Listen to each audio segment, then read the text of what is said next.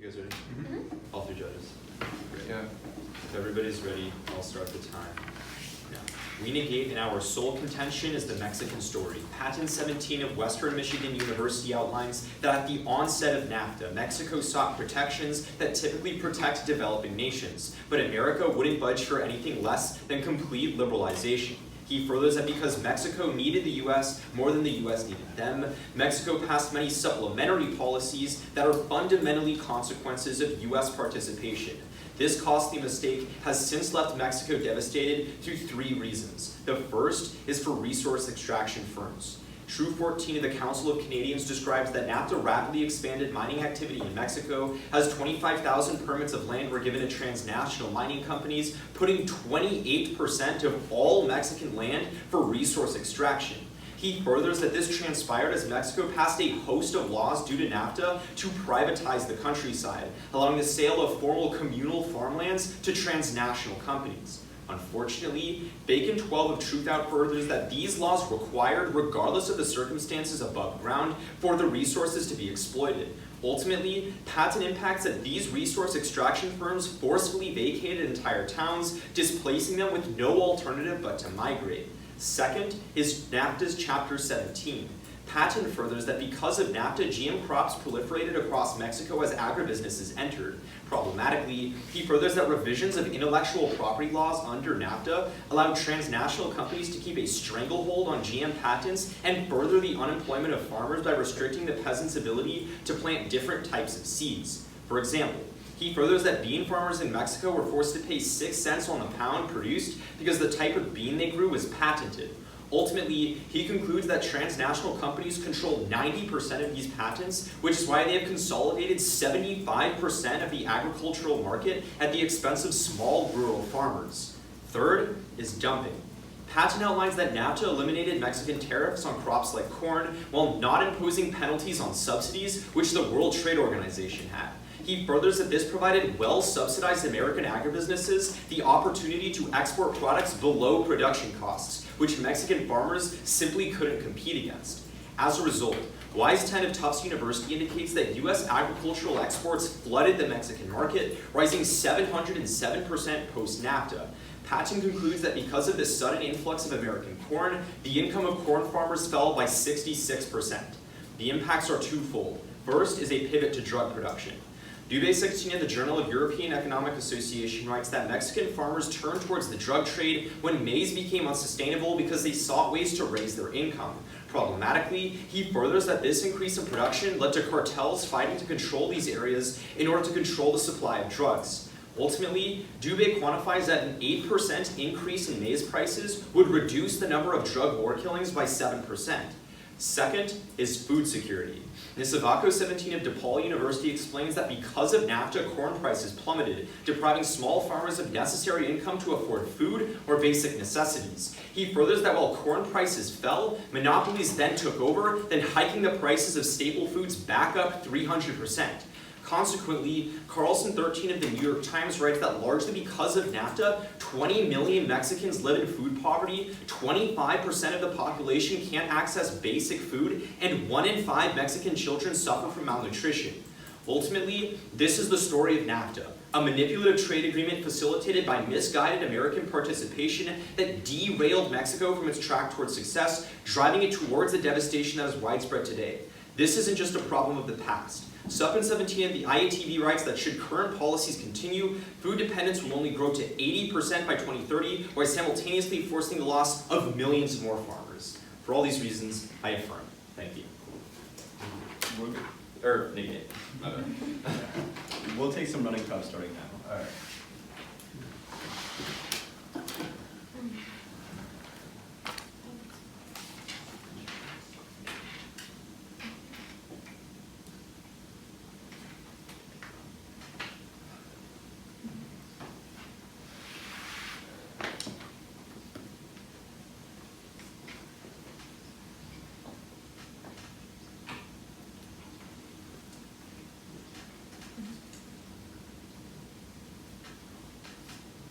That was 30 seconds used. All right.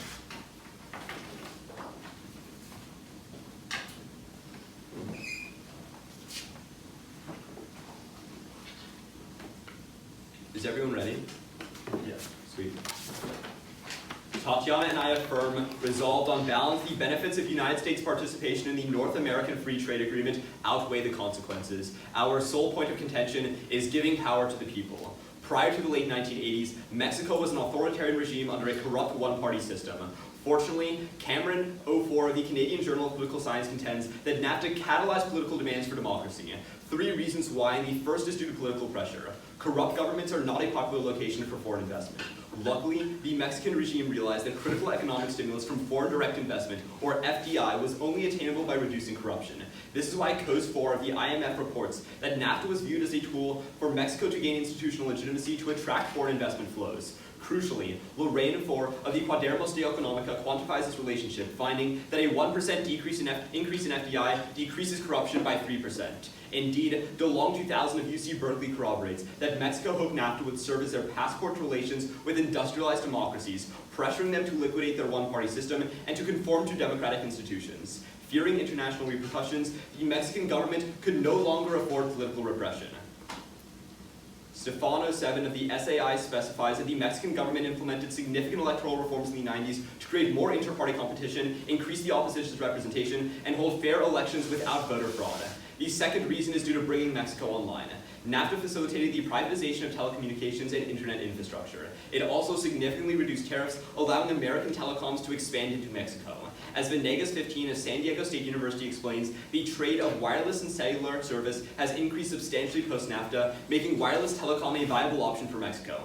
As a result, Amachi 18 of Nearshore Americas reports that 60% of Mexicans use the internet, with that number greatly increasing as the arrival of foreign telecom firms have driven down internet prices by over 80%. The spread of the internet is crucial for curbing corruption. The Council on Hemispheric Affairs 13 explains that internet access in Mexico has facilitated an increase in electronic media, a unique medium that allows information to spread rapidly, providing a powerful tool with which to fight corruption. In fact, Roshek 09 of the University of Pennsylvania quantifies that as internet adoption increases in a developing nation, its democracy score subsequently increases by 80%. The third and final reason is due to grassroots movements. Clearly, NAFTA was not without its faults. CISC 98 of the University of Washington explains the perceived harms of NAFTA prompted the Zapatistas uprising, whose leaders cited NAFTA as a rallying point against the dominant party's neoliberal platform. This movement was instrumental in the push for democratization. As Gilbert 01 of Latin American Perspectives continues, the Zapatistas pursued nonviolence and advocated for bottom-up democratic reform. Subsequently, Gilbert finds that this movement uniquely forced the ruling party to enact electoral reforms such as allowing international observers to monitor elections, accelerating Mexico's democratization. Overall, GATI 13 of the World Bank, using data from 100 different countries over the course of 15 years, quantifies that a 1% decrease in tariffs is associated with a decrease in corruption by 20%. The impact of curbing corruption is twofold. The first is democratization, in which results were seen almost immediately after NAFTA's 1994 passage. DeLong concludes, because of NAFTA, Mexico underwent its first peaceful transition of power in over a lifetime. Klesner 02 of Kenyon College confirms Mexican voters ousted the PRI party in 2000 and produced a divided Congress, effectively ending the 71-year-old hegemonic system. This transformed Mexican politics, as Nacifo 6 of the National Electoral Institute finds. The transition from authoritarianism to democracy in Mexico required dismantling the one-party system. The second impact is limiting poverty. Harris 7 of the Borgen Project explains that corruption funnels money to the wealthy elites who create poor infrastructure, inadequate institutions, and slash education. Indeed, Grasso 17 of the University of East London finds that every year, corruption wipes out 480,000 jobs from small and medium-sized businesses. As such, Hoyos 13 of the World Bank quantifies that poverty would have been 2% higher in Mexico without NAFTA, and the IMDA finds because it results in malnutrition and overcrowding, poverty is the root cause of death in the developing world, and thus we affirm.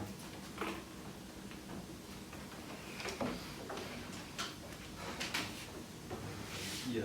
Can I see the sleep evidence? The 1% increase in FDI reduces corruption, and then the Safon evidence. Just Nassif and Savant. Oh, 3, yeah.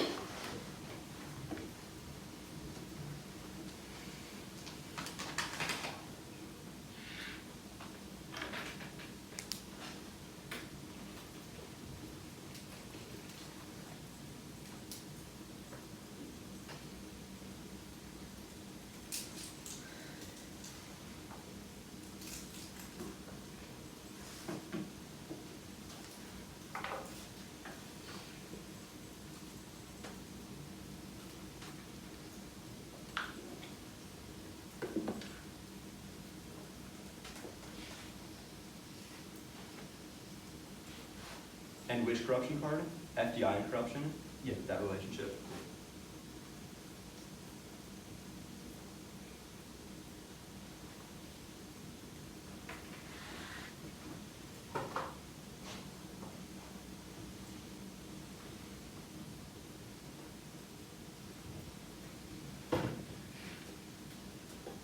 Right, this is from a book, so Nassif is the first, literally the first sentence here, and then the other two cards are on this block. Okay, I'm gonna look at the, other. You can check out your cross. Oh, yeah, okay, can you, yeah. For sure. We still do this thing, correct? Yeah, that's fine. Okay.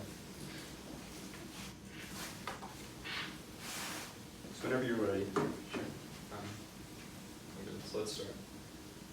So in your subpoint A, you talk about FDI is the only way, or FDI is only attainable with like a reduction in corruption, correct? I mean, that's not the only way, but FDI provides an incentive with which countries like Mexico that are developing on the verge of democratization to further democratize their countries. Sure. But this seems to conflict with the statistic that you read, which seems to indicate the opposite. Rather, that an increase in FDI reduces corruption instead of a reduction in corruption increasing FDI. Wait, so like we're saying that the two go hand in hand, like they feed into each other. So if anything, it sets off a cyclical effect which magnifies the benefits that we're seeing. So if I call for your evidence, it's going to say that they go hand in hand instead of saying that FDI They don't, reduces but they corruption. explain each other, right? Wait, so like- your statistic doesn't indicate what you just told me. The statistic doesn't, but the warranting does. So Okay? then why would this statistic correlate with the, like, why would I believe you then? Okay, the reason you believe us is because we tell you when Mexico sees FDI and sees the potential influxes, it stops democratization. So when more FDI comes in as a reward, corruption subsequently goes down. May I ask you a So question? if, this is like a chicken before the egg thing though, right? Like explain, I would say the two go hand in hand. Okay, you Like, can take your question. yeah, there's a difference between the chicken and the egg scenario, and like where both of them nebulously calls each other, which like I would also say is the chicken and the egg scenario because I never answered that one. Can I ask you a question though? Yeah. Sure. So when you talk about Chapter 17, you say that NAFTA led to the proliferation of GM crops, correct? Yeah, like, well, the patenting of specific types of crops Yeah, that the are primarily patenting. grown in Mexico. Yeah, so like if there's more patenting, companies like Monsanto have more incentive for the subsequent proliferation of GM crops in those countries. Well, I mean, that could be an effect, yes. I mean, that's what Like, Patsy said. That's likely not the only effect of, like. Yeah, there's many other effects, Yeah. like there's patenting, which you say is really bad, and that's cool. Do you have a question? So on your subpoint C, or just in general on your subpoint B and your subpoint C, is this just a reduction in tariffs that creates this effect? Subpoint B and C? Yeah. Okay, so subpoint, Yeah. like the second and third warrants? Yeah. Okay, so the third warrant in particular is specifically due to the Zapatistas movement, which arose specifically from the PRI party's neoliberal platform. So essentially the PRI party had been imposing many neoliberal policies, but NAFTA was the boiling point which led it to enact like all these reforms and uprisings. Okay. So I wouldn't say that's just any sort of tariff. That is like a monumental trade agreement, which NAFTA definitionally was. So that's only one of them though, that I was asking you about. Okay, yeah, this is the second warrant, I'll get to that too. Okay, so when we talk about the internet access, we say that's not just because of tariffs, that's because enacting NAFTA led to the privatization of the telecoms industry. So it's not like it was easier for telecom industry to go in, it was like it was actually possible now because they privatized. So in both of these scenarios, if we called for your evidence, it would say that NAFTA was the cause of the Zapatista uprising and that it was the boiling point, Yeah, and okay. that NAFTA was the only reason the telecom industry is. Okay, so I'll handle that one by one. First, the evidence about the Zapatistas movement is very clear in which it says the day NAFTA was signed and put into action, it started the uprising. Okay, And like, I can show you that if you'd like. No, it's. Okay. Okay, we can call for it. I'm just gonna read the, second. Yeah, that's cool. Yeah. Yeah. Okay, cool, stopping. That was 5 seconds used. Cool. Just wanna make sure I don't need to call for anything else, but I think I'm good to go. Oh, yeah, so, actually, no, never mind, that's fine. Okay. I'll keep running.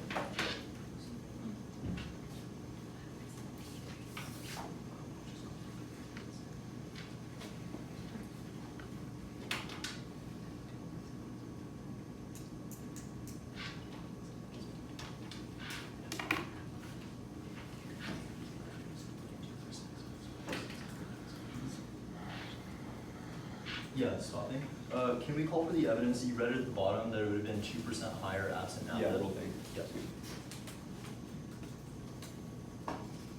We've used 30 seconds by the way so far.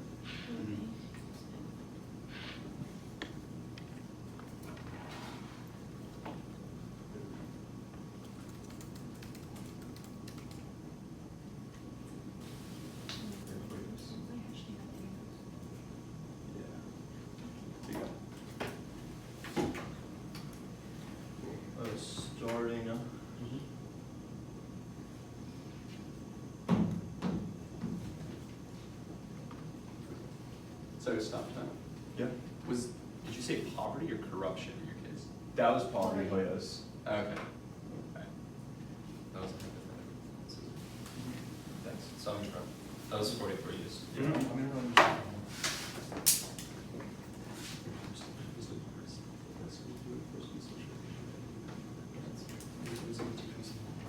That was a 51 sentence.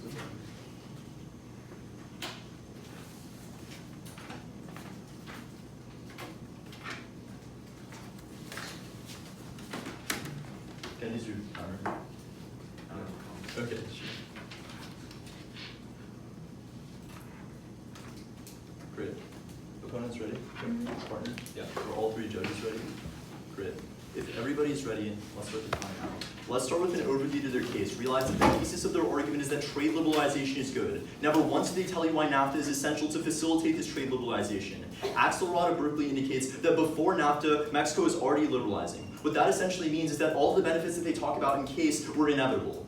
Unfortunately for them, though, what Axelrod further explains is that Mexico slowed down the liberalization of its agricultural sector in order to ensure sustainability. That's why Patent 17 indicates that Mexico wanted gradual reform, but the US forced complete liberalization. That's why Weisbro in 2014 indicates that Mexico is 18th out of 20 Latin American countries in terms of growth, and they have 14.3 million more people in poverty today than they did at the start of NAFTA. At the end of the day, the things like the spread of the internet and demand for reductions in corruption would exist in either world. What we're fundamentally saying is that we would have saved the agricultural sector.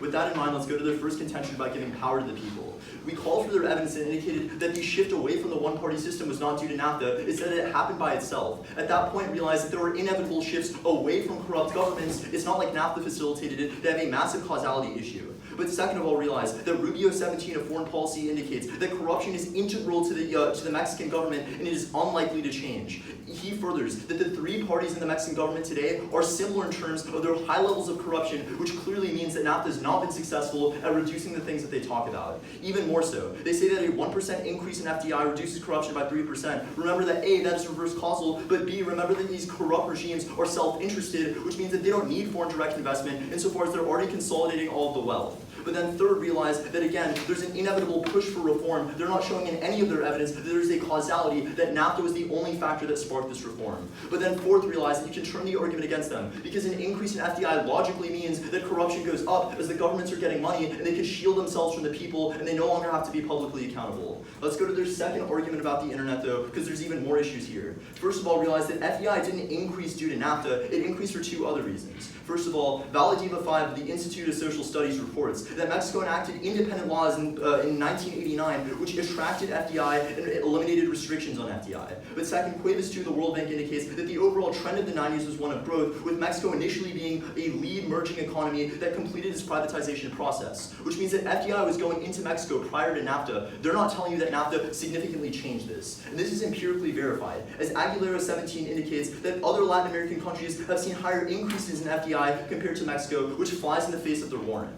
Even more so on specifically the internet, Ciosco Newsroom in 2016 indicates that 95% of the world already has minimum 2 GB coverage and connectivity. That means that the internet is spreading to places without free trade. They're not telling you why free trade is necessary for the internet. Second, you could turn the argument against them, because Oxford University writes that 40% of investment in the IT industry comes from the public sector being funded by the government. Unfortunately, Ernst 5 of PSU writes that FDI often crowds out government investment, which we would logically say reduces internet access. Let's go to their third warrant though about the grassroots movement. Their own evidence indicates that the Zapatistas were already pushing for reform in the Mexican government, which means that NAFTA is not the catalyst for this reform. Even more so, we would say that this revolt under the Zapatistas killed 145 people, which meant that people had to die and millions of people had to go into poverty for this slight reform to go into place. Even more so, realize that Patton said that Mexico exercised military immunities and shut down the movement. Clearly corruption wasn't solved, and the corruption would have went away either way. That is why Trading Economics in 2018 indicates in a graphical chart that corruption has only increased from the onset of NAFTA. Nothing they talk about is materialized in the real world, which takes out both of their impacts. So when you take a step back, they say that poverty would have been higher absent NAFTA. Realize that our argument is that Mexico would have pursued policies of sustainable growth. They still would have gone foreign investment, which meant that poverty would have went down. If Mexico is 18th out of 20 Latin American countries in terms of growth, clearly NAFTA was a failure. We would also argue that the peso crisis was caused by the onset of NAFTA. For all of these reasons, save Mexico, negate the resolution.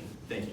Okay, can I see I didn't catch the name, but that they slowed down agricultural growth to ensure sustainability. Those are the exact words, to ensure sustainability. That part, it was in the very beginning. Yep, absolutely. Yeah. And then after, could we also just see your case doc? Oh, just like the red. Just the text, yeah. Yeah, Jeff, can you pull that up, please?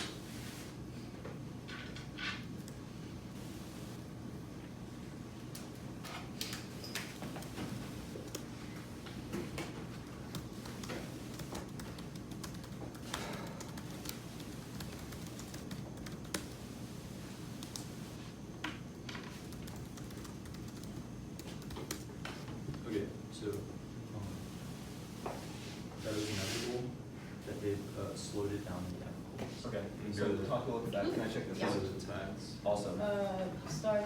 Can you start? Yeah. Yeah. Cool. Thanks.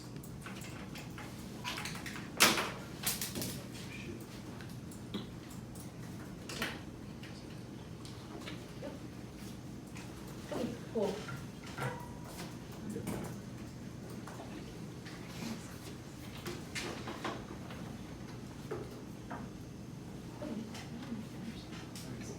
We'll take a little, just keep running stuff.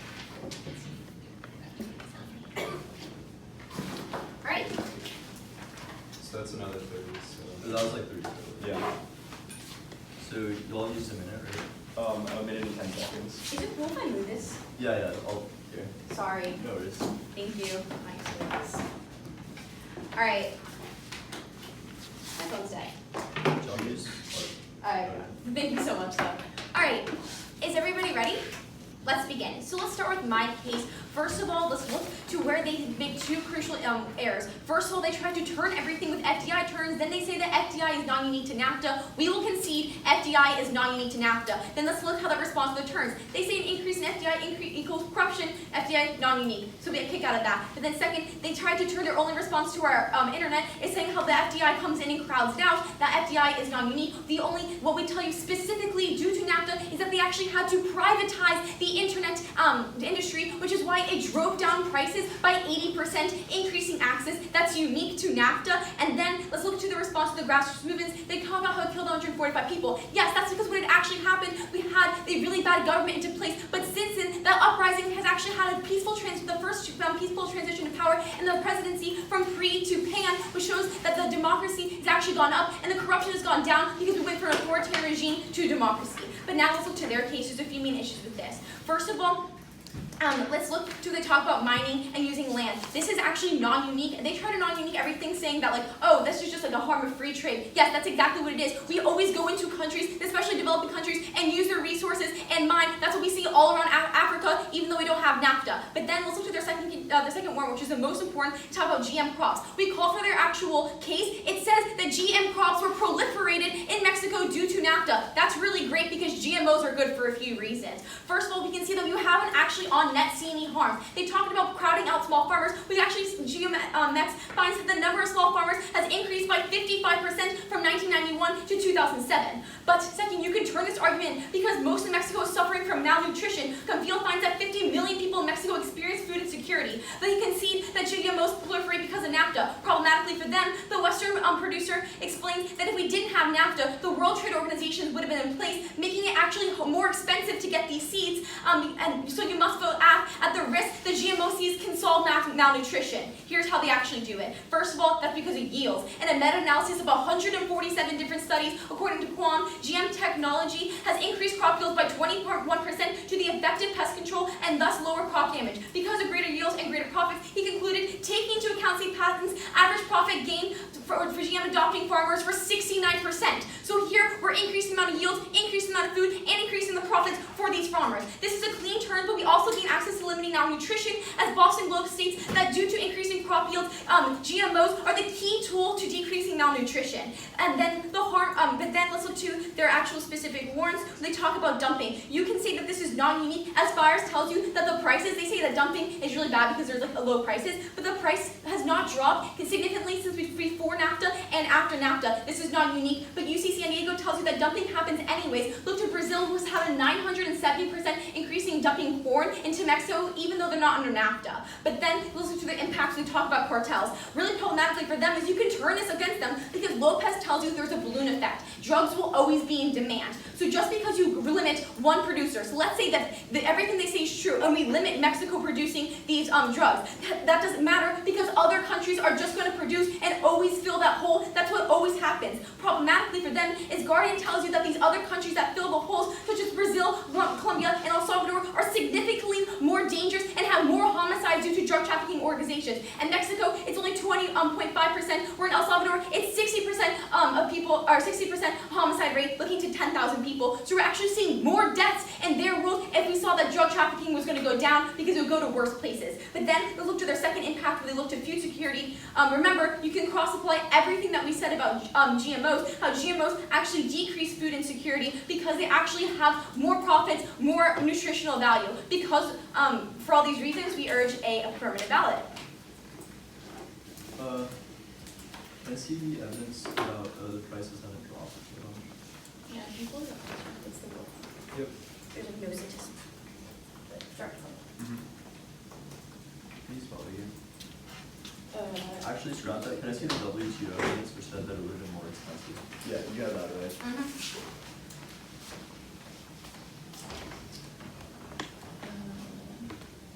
And did you read a photo of that resource extraction would have happened next to NAFTA? Or is that just That was logical Or was it analysis. just Africa stuff?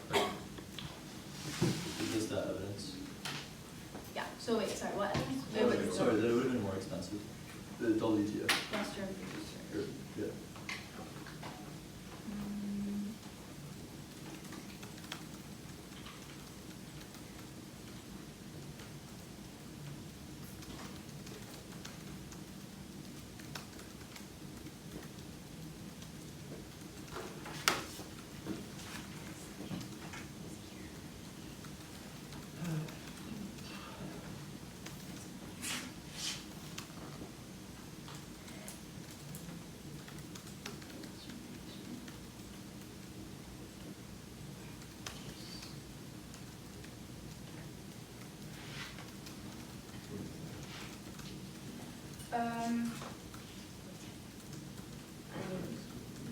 Yeah, it's fine.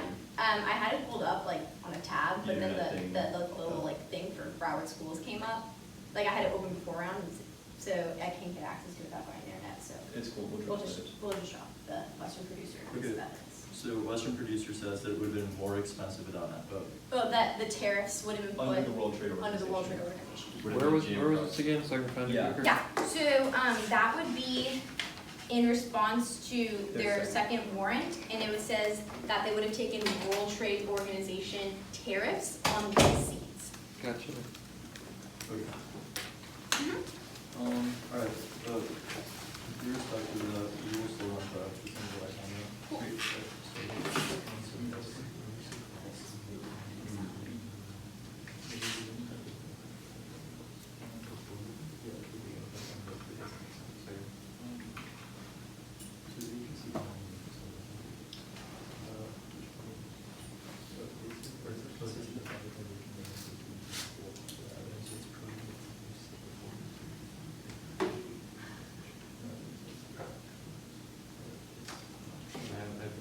Okay, that was 29 seconds used.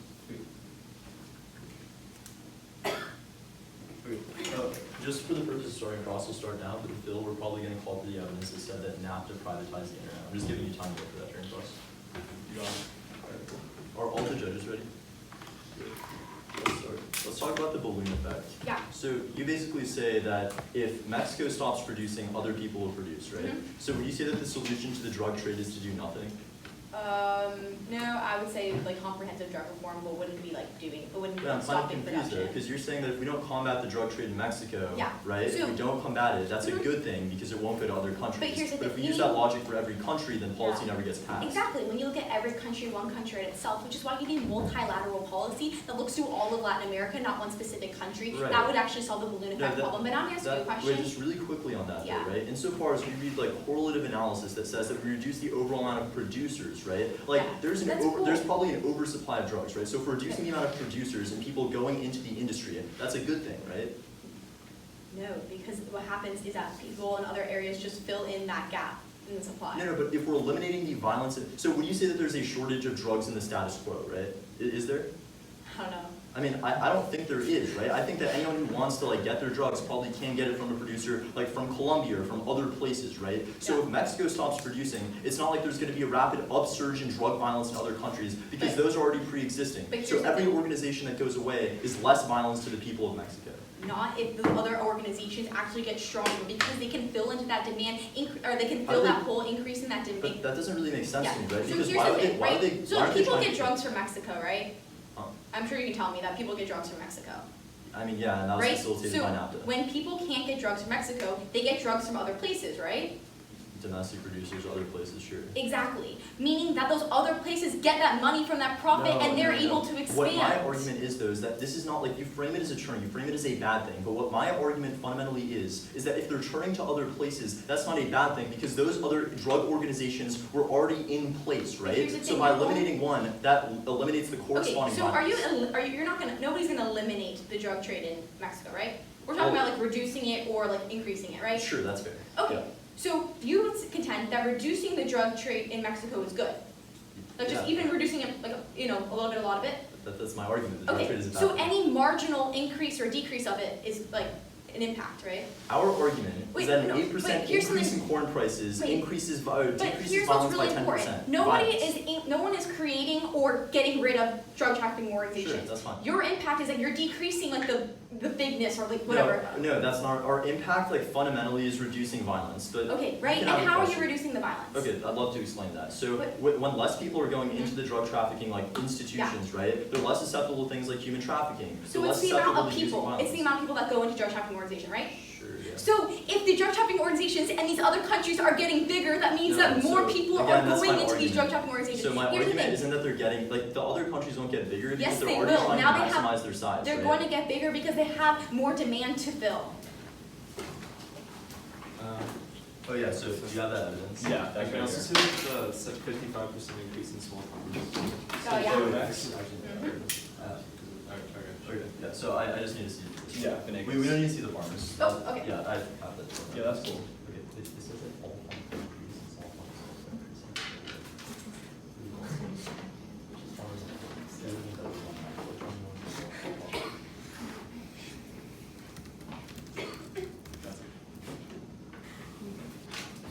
This is since right there. Since there's a natural transfer increase in demand, which is why the shares she conceded that everything's inevitable. She said that the internet was going to have to do a violation of that. Wait, we just used 30. Yeah, that was all over. Or wait, no, we just used 30. So we have like 10 seconds left. We'll see.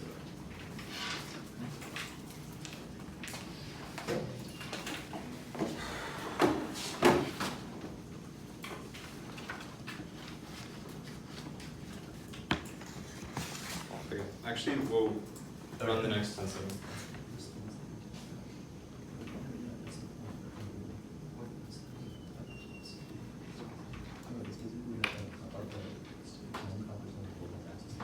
Okay. Alright. Is everybody ready? Cool. If everybody's ready, I'll start the time. Or it'll be their case, our case. Sorry.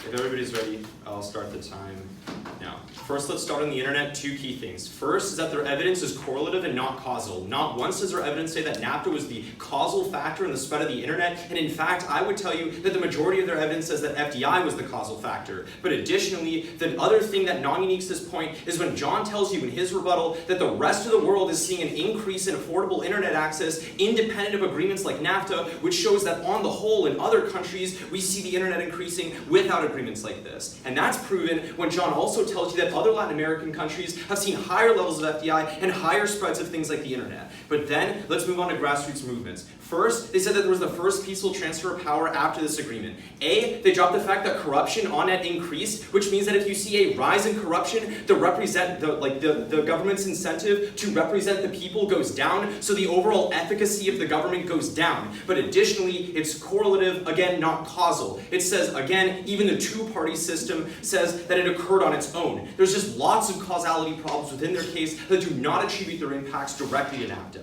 Let's move back to my case, though.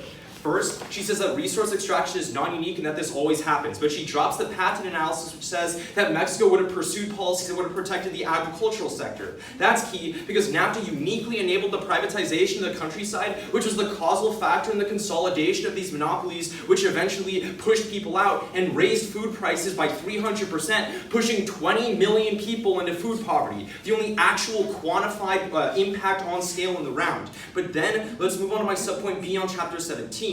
First on GM crops, first on small farmers increasing. A, it's correlative, not attributable to NAFTA, and it just says that farming on the whole went up. And then on GMOs, it's clearly not working because 20 additional people entered food poverty after the NAFTA agreement. All of this is really key because patent tells you that NAFTA allowed monopolies to consolidate 75% of the agricultural market, so even if small farmers exist, the monopolies have the control in Mexico, they raise the food prices 300%, and they are the causal factor in displacing millions of more people in the future, which is at the bottom of our case. For all these reasons, I negate. Can we see two pieces of evidence, please? Yeah. First, that we've seen a net increase in corruption since the change to democratization. I got that. And second, that we've seen an additional 20 million people in food poverty since NAFTA.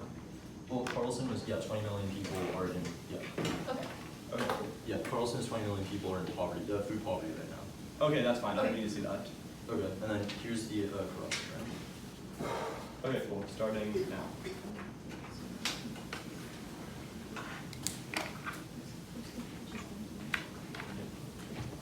And then do you want to see the rhetoric for this part? Or like the other part that says corruptness?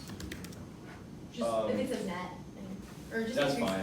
No, it's fine. So we have 45 seconds remaining. We'll start prep now.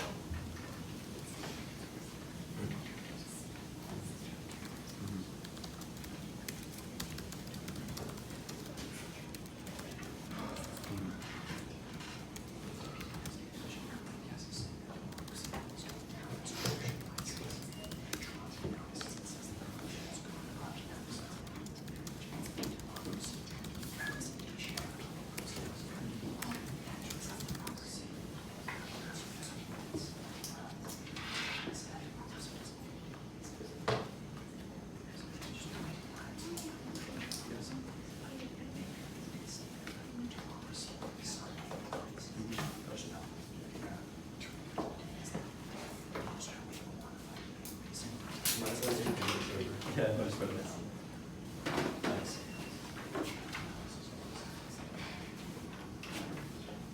All right. I'll be starting on our own case, moving to their case. Is everybody ready? The first reason to vote for us is off of democratization. Recognize they extremely, terribly mishandle our third warrant about grassroots movements. They try to respond by saying that there is no clear causality. However, our evidence specifically says that the day that NAFTA was implemented, the Zapatistas uprising began. That's because the leaders saw that as a neoliberal policy platform that attracted international attention with which to rally against. There's clear causality because of NAFTA and because of its international attention. That led Gilbert to say that the Zapatistas movement enacted electoral reforms necessary to accelerate Mexico's democratization. And we tell you, democratization is critical because when the government is accountable to its people now, we see that the government has a vested interest in reducing poverty. That's why Hoyas the World Bank finds, without NAFTA, we would have seen a 2% higher poverty rate. Prefer that causal evidence over their before and after analysis. They just kind of blithely extend. Then they try to say that NAFTA or Mexico has gotten more corrupt over the years. They're literally looking at a corruption ranking. It's a graph. I don't know what to make of that. So moving on, we're winning that argument off of face. At that point, there's two more reasons to vote for us, and that's off of their case.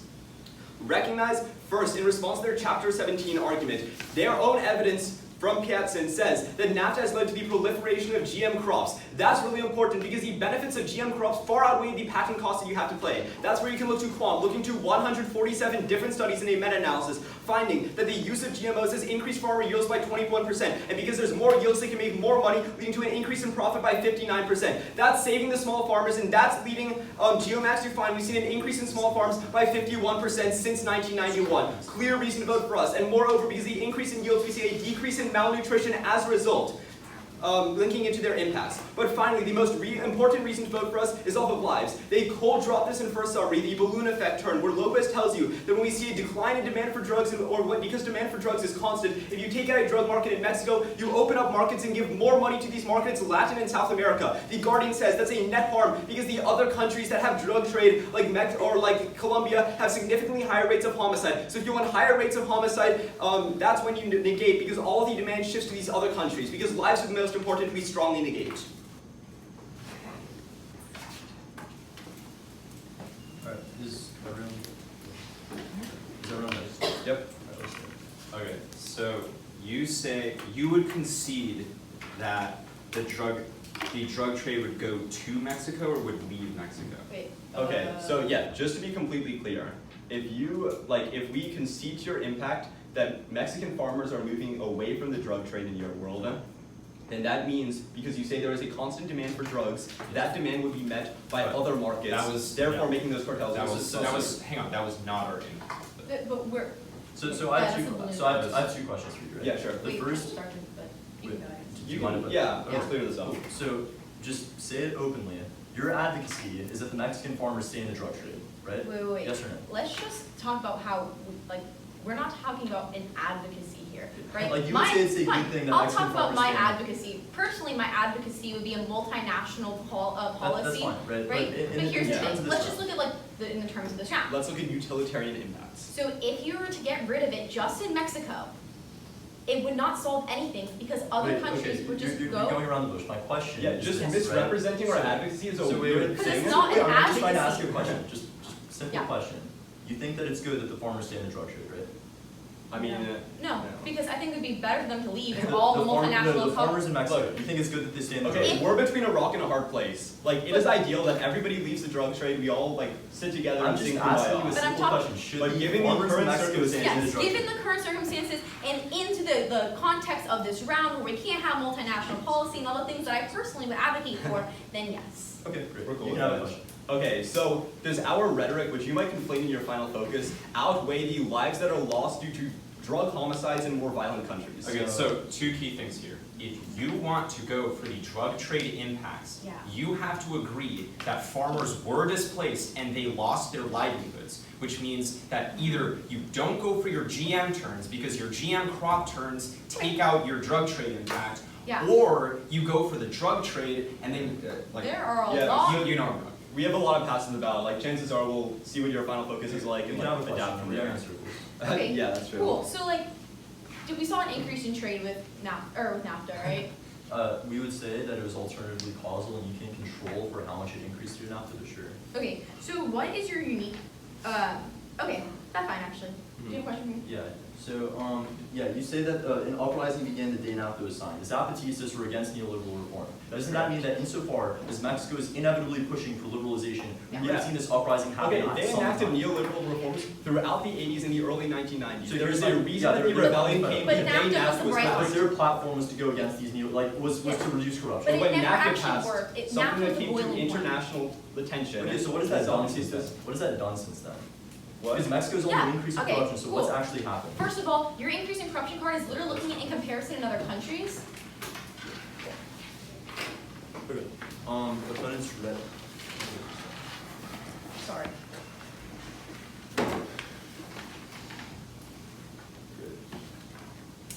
So opponents ready? Mhm. Partner? Yeah. All three of the judges. Great.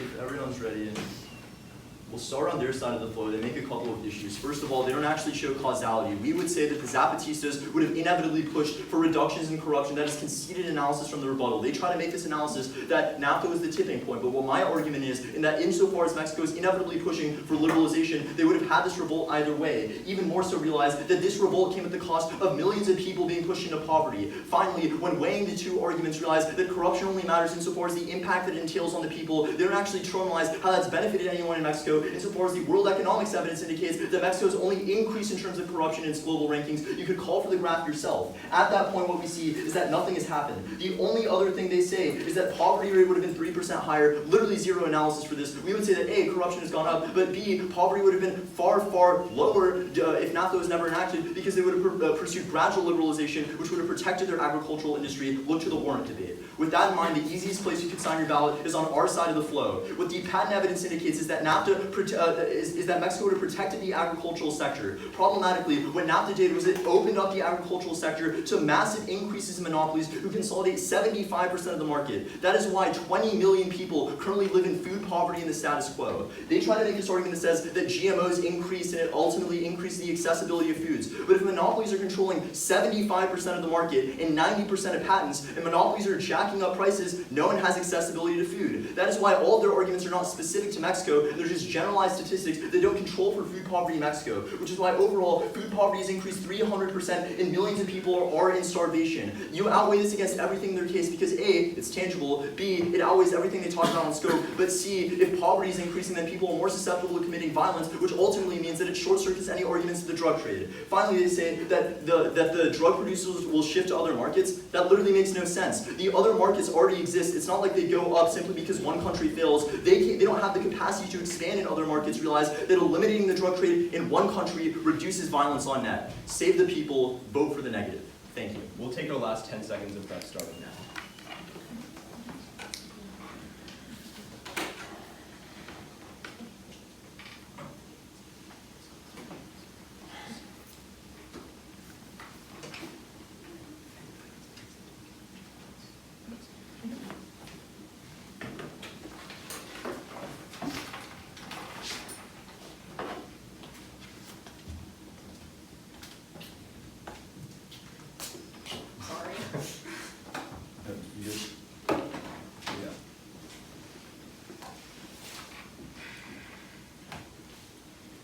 All right. Is everybody ready? First, let's begin with our case and go into the issue of democracy. They try to tell you that it's correlation without causation, but what we tell you and our evidence specifically says, and I would prefer my evidence over John's argument that says that the Zapatistas uprising was the day that it passed because it had a lot of media attention specific to NAFTA, which is why we saw the transition of power from the pre to the pan. That is a direct result of NAFTA, not just liberalization before, because we had liberalization before and after, but the only thing that uniquely changed was when we had NAFTA. That's when we had the Zapatistas uprising. But then they say that we don't actually link into poverty. But here's the thing, and what Philip tells you in summary, is that when you have a democratic country, you care more about your people, and you make sure that the economy is better for all of the people, which is why we can, Hoyas, which goes uncontested to, is that poverty would have been 2% higher without NAFTA. The resolution is on balance. We're the only ones that can give you a comparison to a world with NAFTA and a world without NAFTA. Poverty would have been 2% higher. All their impacts are stemmed off of poverty and food insecurity, but it comparatively would have been worse without NAFTA. But then let's look to their case. First of all, let's look to where we talk about GMOs. Yes, we do concede that it's going up, but the thing is our evidence does take into account patent fees, and some finds that crop yields increased by 21%, and that the average farmer actually increased their wages by 69%. So you're not, they're linked to food insecurity is that like people are losing their jobs and these farmers are being priced out, but that's not actually happening. They're actually making more money, which is why GeoMex, which is specific to small farmers, you can call for the evidence, says that you saw an increase in small farms by 55%. Even if that's not a term, that means that their argument isn't true. Small farmers aren't being priced out. All these things that they talk about aren't actually happening. But here's the thing. Let's say that everything that they say was true. Then you would see that this balloon effect would occur. Lopez tells you that the balloon effect means that the drug demand is inelastic, meaning it's always going to occur, which means that it would just go to other countries to fill in that gap, meaning the drug trafficking organizations in those other countries would just expand. That's really problematic, as Guardian tells you that those drug trafficking organizations have way more homicides than Mexico. So you're only giving money to the worst organizations, making homicide and murder worse throughout Latin America. For all these reasons, Affirm. Oh, yeah, we are friends.